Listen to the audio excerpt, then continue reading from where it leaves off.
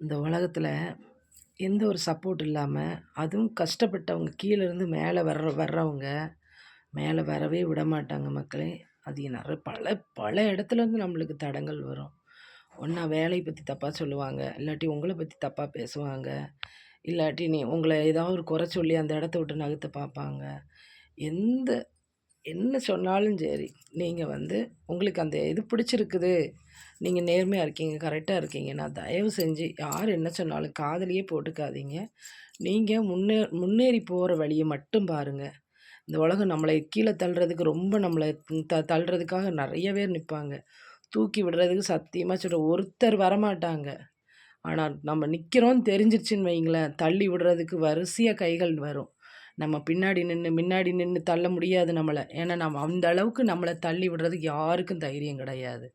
ஆனா, நம்ம பின்னாடி நின்னு நம்மள தள்றதுக்கு நெறைய பேர் முயற்சி பண்ணுவாங்க. எக்காரணம் கொண்டு எதுக்கும் பயப்படாதீங்க. தைரியமா இருங்க. பெண் சக்தி சாதாரண சக்தி கிடையாது. அது அக்னி விட மீறின சக்தி. தைரியமா இருங்க, சந்தோஷமா இருங்க, எதிர்கொள்றதுக்கு ரெடியா இருங்க. எதுக்கும் பயப்படாதீங்க.